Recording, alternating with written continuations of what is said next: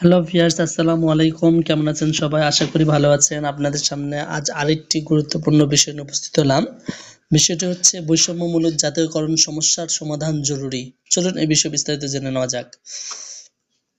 একথা অস্বীকার করার কোনো সুযোগ নেই যে বিগত সরকারের আমলে উল্লেখযোগ্য সংখ্যক শিক্ষা প্রতিষ্ঠান জাতীয়করণ করা হয়েছে। তবে দুঃখজনক হলেও সত্য যে তা কোনো ন্যায়নীতি ভিত্তিতে হয়নি। সংসদ সদস্যদের চাহিদাপত্র অনুযায়ী প্রতিষ্ঠানের নাম অন্তর্ভুক্ত করা হয়েছে। ফলে সম্পূর্ণরূপে স্বজনপ্রীতি ও দুর্নীতির মাধ্যমে জাতীয়করণের এই পদ্ধতি বা প্রক্রিয়া সম্পন্ন করা হয়েছে। এ বিষয়ে আমি বেসরকারি শিক্ষা প্রতিষ্ঠানের অব্যবস্থাপনা নিয়ে তখন একাধিকবার প্রসঙ্গক্রমে ফেসবুকে আলোচনায় এনেছি। পুরো প্রক্রিয়াটি ছিল কেনাবেচার মতো।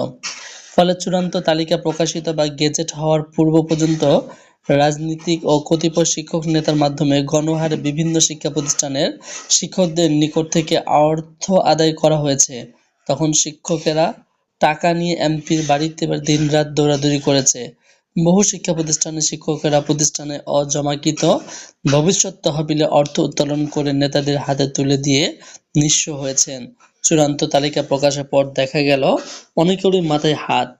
যারা জাতীয়করণের তালিকায় আসেনি তারা টাকা ফেরত পেতে নতুন করে দৌড়ঝাঁপ শুরু হলো। ততদিনে কোনো কোনো প্রতিষ্ঠানের অধ্যক্ষ অবসরে গেছেন, কোনো কোনো এলাকার এমপি মৃত্যুবরণ করেছেন বা নির্বাচনে হেরে ক্ষমতা থেকে সরে গেছেন। এ সুযোগে তারা একে অন্যকে টাকা নেওয়ার দায় দিয়ে বেঁচে গেছেন। যেখানে অধ্যক্ষ ও এমপি অপরিবর্তিত ছিলেন, সেখানে ঘটেছে শিক্ষকের বিরুদ্ধে পাল্টা ব্যবস্থা। এক্ষেত্রে দিঘলিয়ার আলহাজ সরওয়ার খান ডিগ্রি কলেজের নাম বিশেষভাবে উল্লেখযোগ্য।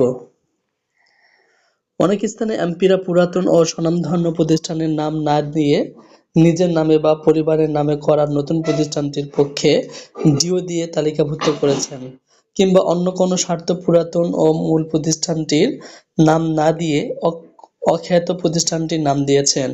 যেমন বগুড়ার সারিয়াকান্দি ডিগ্রি কলেজটি বাদ দিয়ে এমপি নামে প্রতিষ্ঠিত নতুন কলেজটিকে জাতীয়করণ করা হয়েছে। খুলনার ফুলতলাতেও তাই। বরগুনার বামনা উপজেলার মূল কলেজ বামনা কলেজকে সরকারিকরণ করলেও এর পাশাপাশি একটি কলেজিয়েট বয়েজ স্কুলকে সরকারিকরণ করা হয়। ফলে এখানে মেয়েদের তথা নারী শিক্ষার দুই প্রতিষ্ঠানে একটি মহিলা কলেজ ও একটি গার্লস স্কুল থাকা সত্ত্বেও তারা সুযোগ পায়নি। এখানে রাজনৈতিক বিবেচনা কাজ করেছে, তার নির্দ্বিধায় বলা যায়।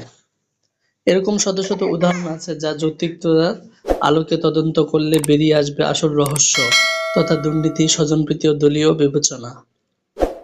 এতে পার্শ্ববর্তী পুরাতন প্রতিষ্ঠানের সিনিয়র ও যোগ্য শিক্ষকেরা চরম বৈষম্যের শিকার হয়েছেন, যা শিক্ষা ব্যবস্থায় একটা চরম হতাশাজনক পরিস্থিতির সৃষ্টি করেছে। পুরাতন প্রতিষ্ঠানের সিনিয়র শিক্ষককে ছাত্র নতুন প্রতিষ্ঠানে যোগদানের কিছুদিনের মধ্যেই জাতীয়করণের সুবিধাটি লাভ করলো, অথচ সিনিয়র শিক্ষকটি অনেক অভিজ্ঞতা, দক্ষতা ও জ্যেষ্ঠতা নিয়েও বেসরকারি মর্যাদার বয়ে গেলেন। পাশেই তার ছাত্র সরকারি কলেজের শিক্ষক, প্রথম শ্রেণি গেজেটেড কর্মকর্তা। এর নেতিবাচক প্রভাব শিক্ষা ব্যবস্থায় এখনো বিদ্যমান।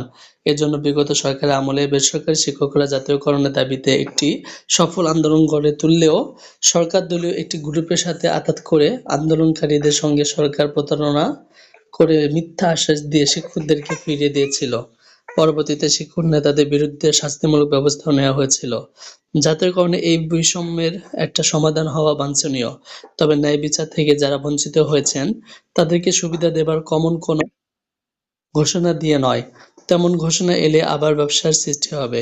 এক্ষেত্রে আমি দুইটি প্রস্তাব করছি।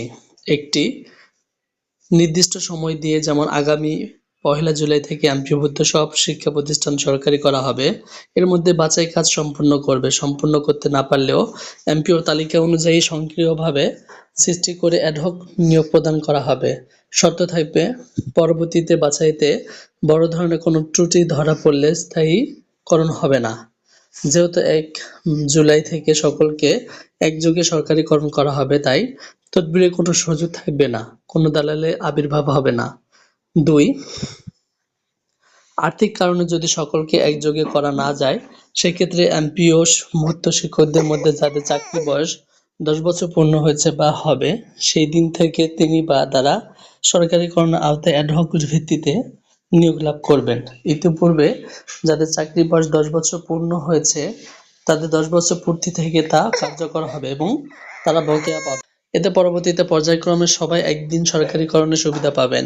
শূন্য পদে আর এনটিআরসি নয়, সরাসরি বিসিএস এর মাধ্যমে নিয়োগ লাভ করবেন। শুধু নিয়োগপ্রাপ্ত এমপিও ভুক্তরা এভাবে পর্যায়ক্রমে 10 বছর পূর্ণ করে সরকারির আওতায় আসবেন।